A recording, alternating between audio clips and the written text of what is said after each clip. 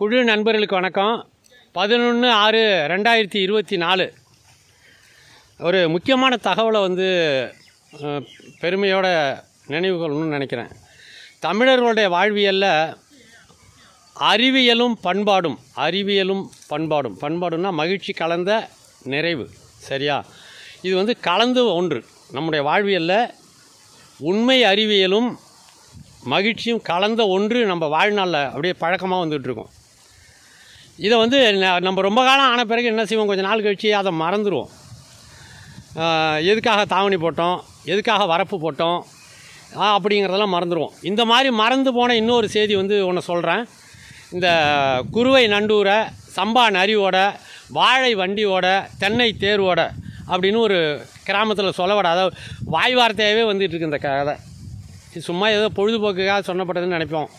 உண்மை அதுக்கு பின்னாடி எவ்வளோ பெரிய அறிவியல் இருக்குதுன்னு கேட்டிங்கன்னா, ஒவ்வொரு பயிருக்கும் போதுமான அளவு இடைவெளி, காற்றோட்டம், வெளிச்சம், மண்கண்டம், அதுக்கு வேண்டிய நீர், அப்புறம் அதுக்கு வேண்டிய சத்து, இது எல்லாம் அங்கே கிடைக்கணும். அப்படிங்கிறதுக்காக எந்தெந்த பயிருக்கு எவ்வளோ வேணும். தென்னை மரத்தை போய் ஒரு அடிக்கு ஒன்று வைக்க முடியுமா? கத்திரிக்கண்ணை 2 அங்குலத்துக்கு ஒன்று வைக்க முடியுமா? வைக்க முடியாது இல்லையா? அதேமாதிரி நெல் தான், குருவையும் நெல் தான், சம்பாவும் நெல் தான், ரெண்டையுமே நெருக்கி நடுறதா? இப்படி அப்போ ஒவ்வொன்றுக்கும் எவ்வளவு இடைவெளி வேணும். அப்படி இருந்தால் தான் அதுக்கு வேண்டிய அந்த ஆரோக்கியமான சூழல் இதெல்லாம் வேணும். அப்படிங்கிறத புரிஞ்சுக்கிட்டு அதை வாய்ப்பாட்டாகவே சொல்லி கொடுத்தாங்க. ஒவ்வொன்றுக்கும் எவ்வளவு இடைவெளி வேணும் அப்படிங்கிறதுக்காக வாய்ப்பாட்டாகவே சொல்லி கொடுத்தாங்க. நம்ம ஒரு பிள்ளைக்கு ஒரு கிராமத்தையே வாங்கி வைக்கணும்னு நினைப்போம். ஒரு வாழை மரம் கீழே விழுற அளவுக்கு கூட அதுக்கு பக்கத்தில் இடைவெளி வேணும் அப்படின்னு நம்ம நினச்சதே கிடையாது. அது மாதிரி தான் கஜா புயலில் ஏக்கருக்கு 90 மரம் 120 மரம் தென்னை மரம் நட்டு ஒரே அடியில் அடித்து சாய்ச்சி எல்லாத்தையும் பிடுங்கி எறிஞ்சிட்டு தமிழ்நாடே போய் இறக்கப்பட்டு உதவி செஞ்சோம்.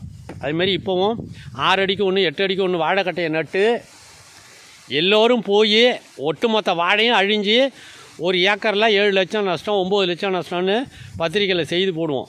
வாழை வண்டி ஓடுகின்ற அளவுக்கு நம்ம பயிர் வச்சுருந்தோன்னு வச்சுக்கோங்க, வாழையெல்லாம் இவ்வளோ சேதம் அடையாது, பல ஆண்டுகளுக்கு வாழை வெட்டலாம். அது மாதிரியே தென்னை தேர் ஓடுகின்ற அளவுக்கு இடைவெளி வச்சோம்னா இடையில புயலே அடித்தாலும் காற்று பூந்து போயிடும். இதையெல்லாம் புரிஞ்சுக்கிட்டு அந்த காலத்தில் சொல்லி கொடுத்தாங்க. மிகப்பெரும் அறிவியல் ஆராய்ச்சியின் பின்விளைவாக அந்த செய்யுள்லாம் வந்தது. அது மாதிரி நிறைய விஷயம் வந்தது. சரியா? நம்ம எல்லாத்தையும் மறந்துட்டோம். மீண்டும் நம்ம தேரணும்னு சொன்னால் அதெல்லாம் வந்தால் தான் தேரும் போல். எல்லா மரமும் பிடுங்கிட்டு விழுந்ததுக்கப்புறம் எட்ட மரம் வைக்கிறதெல்லாம் ஏன் பிடுங்கிட்டு விழ மாட்டேங்குது? இன்னமும் வேதாரண்யம் கோடியக்கரையில் கடற்கரை ஓரத்தில் இன்னும் 50 வருஷம் தென்னை மரம் 100 வருஷம் தென்னை மரம்லாம் இருக்குது. அது ஏன் கஜா புயலில் உள்ள அப்படின்லாம் யோசிச்சு பார்க்க கூட நம்மளுக்கு நேரம் கிடையாது. ஏன்னா அந்த இடைவெளி உள்ள காற்று சுலபமாக பூந்து போகுது, மரங்கள் நிற்கிது. அந்த மாதிரி தமிழர் வேளாண்மை அப்படிங்கிற அந்த பழைய வேளாண்மையை முன்னெடுக்கணுங்கிற முகமாக இப்போது செம்பழனம் கரூர் மாவட்டம் திரு கோப்பெருந்தேவி செல்வன் கபிலன் அவங்களுடைய தோட்டத்தில் தமிழர் வேளாண்மை முறையில் வாழை பயிர் வைக்கணுங்கிற அடிப்படையில் வாழை தென்னை மற்றும் எல்லாமும் கொண்டு வரணுங்கிற அடிப்படையில் 2 வருஷத்துக்கு முன்னே ஆரம்பித்தோம். இந்த பண்ணைக்கு செம்பழனம் அப்படின்னு பேர். எந்த வேலையும் செய்யலை. இன்றைக்கி இந்த வேலையை துவங்குகிறோம். வாழை வைப்பதற்கான அடையாளம் பார்த்திங்கன்னா தெரியும். இந்த 15 அடி இடைவெளி, இது இன்னும் கூட வைக்கலாம். 20 அடி நம்ம சொல்லியிருக்கோம், 15 அடியிலேருந்து 20 அடி. ஆனால் ஆசை யாருக்கு விடுது? அதனால் 15 அடியிலே வச்சுருங்க ஐயா அப்படின்னு சொல்லிட்டு வச்சிட்டு இருக்காங்க. 15 அடி இடைவெளியில் வாழை மற்றும் இதில் ஊடு பயிராக மற்ற பயிர்கள். அப்புறம் இங்கே ஒரு 3.5 ஏக்கர் நிலம், இது தூரத்தில் பார்க்குறீங்க, புல்லு முளைச்சி கிடக்கல. அதில் ஒரு 1 ஏக்கர் புஞ்சை கட்டமைப்பும் பாக்கிய நஞ்சை கட்டமைப்பும் ஏற்படுத்தி பண்ணணும் அப்படின்னு மீண்டும் நினைவுக்கு கொண்டு வருவோம். இந்த கோடை காலத்தில் எவ்வளவுக்கு எவ்வளோ மண்ணை காய வைக்கணுமோ அவ்வளவுக்கு அவ்வளவு காய வைக்கிறது தான் காயிற நாளில் காய வைக்கிறது. அதுபோலவே நனைகிற நாளில் முழுசாக மழை நீர் நெல் வயலில் பெஞ்சதுன்னா அவ்வளோ நீரும் தேங்கி நிற்கணும் வரப்பை உயர்த்தி.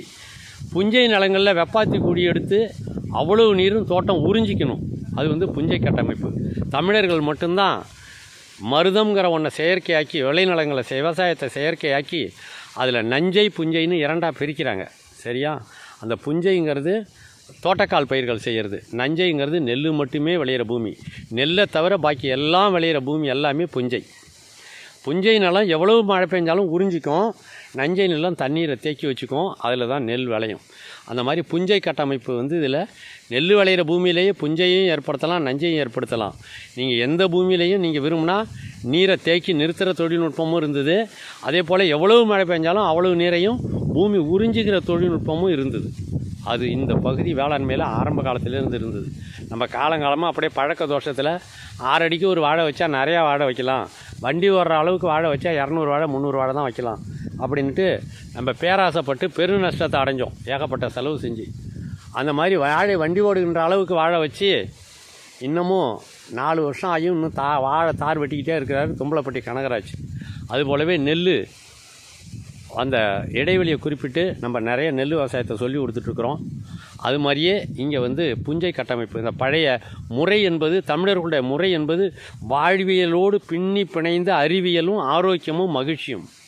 உண்மையில் வாழை வண்டி வர்ற அளவுக்கு, தென்னை தேர்வு வர்ற அளவுக்கு வச்சுருந்தோன்னு வச்சுக்கோங்க, கஜா புயலில் அவ்வளோ மரம் வந்திருக்குமா, காற்று உள்ளே பூந்து அது பாட்டு போயிட்டே இருந்திருக்கும், அவ்வளோ இடைவெளி இருந்திருக்கு. நம்ம 15 அடிக்கு 20 அடிக்கெல்லாம் ஒரு தென்னை வச்சதுனால அந்த மடங்க அடர்த்தியாக போய் வருகின்ற புயலை தடுத்ததால் எல்லாத்தையும் முறிச்சு தள்ளிட்டு போயிட்டு. அதே மாதிரி வாழை காற்று பூந்து உள்ளே ஓடுற அளவுக்கு வாழை வண்டி ஓடுற அளவுக்கு வாழை வச்சுருந்தோம்னா புயலில் வாழைகள் சாயவே சாயாது. அது மாதிரியே காற்று போகிற திசையை பார்த்து வைக்கணும். அந்த மாதிரிலாம் இருந்தது. அதையெல்லாம் மறந்துட்டோம். அந்த ஒரு காலத்தில் டீசல் இன்ஜின்லாம் கிடையாது. பாய் மரங்களில் காற்று போகிற திசையில் பாய்களை கட்டி மட்டுமே கப்பல்களில் போய் அயல்நாடுகளுக்கு சென்று வாணிகம் செஞ்சுருக்கோம். திரைக்கடல் ஓடியும் திரவியம் தேடு அப்படிங்கிற சொல்லு ரொம்ப பழைய 2000 வருஷத்துக்கு முன்னாடி உள்ள சொல்லு. இதையெல்லாம் நம்ம சுத்தமாக மறந்துட்டோம். அதுபோலவே காற்று வீசும் திசைக்கு எதிர் திசையில் கப்பல் செல்லுவது போல பாயை கட்டுகின்ற வேலையெல்லாம் வச்சுருந்துருக்காங்க. அந்த தொழில்நுட்பம் 150 கிலோமீட்டர் வேகத்தில் காற்று அடிச்சதுன்னா காற்று போகிற திசையில் தானே மரக்கப்பல் போகணும், பாய் மரக்கப்பல். ஆனால் 150 கிலோமீட்டர் வேகத்தில் காற்று போகிற திசைக்கு எதிர் திசையில் கப்பல் போகும். அந்த மாதிரி பாயை கட்டிடுறது, அந்த மாதிரி தொழில்நுட்பம்லாம் இருந்தது அப்படின்னு அடுத்தவங்க சொல்லும்போது நம்ம கேட்கும்போது மயிர் கூச்செறியுது. அது மாதிரி எந்த விதமான இடர்பாடும் இல்லாமல் பயிரை வளர்க்குற வித்தை வாய் வழியாகவே சொல்லியிருக்காங்க, அளந்து சொல்லியிருக்காங்க. ஒவ்வொன்றுக்கும் இந்த மாதிரி இருந்தால் ஆரோக்கியமாக இருக்கும், பயிர்களும் ஆரோக்கியமாக இருக்கும், பாதுகாப்பாக இருக்கும். பயிர்களுக்கு உயிர் சூழல் அதிகரிக்க அதுக்கு பாதுகாப்பு உணர்வு அதிகரிக்கும். இதையெல்லாம் சொல்லி கொடுத்து வாழ்ந்து வந்த பூமியில் பிறந்த நம்ம எல்லாத்தையும் இழந்துட்டு நிற்கிறோம். மீண்டும் அந்த தமிழர் வேளாண்மையை முன்னெடுக்கிறோம். மறுபடியும் நினைவில் கொள்வோம். நன்றியோட திரு கோப்பெருந்தேவி அம்மா அவர்களுக்கும் திரு செல்வன் கபிலன் அவர்களுக்கும் நன்றி சொல்கிறோம். இங்கே மீண்டும் ஒரு தமிழர் வேளாண்மை பண்ணை செயற்கை முறையில் உருவாகிறது. அந்த வாழ்வியலும் அறிவியலும்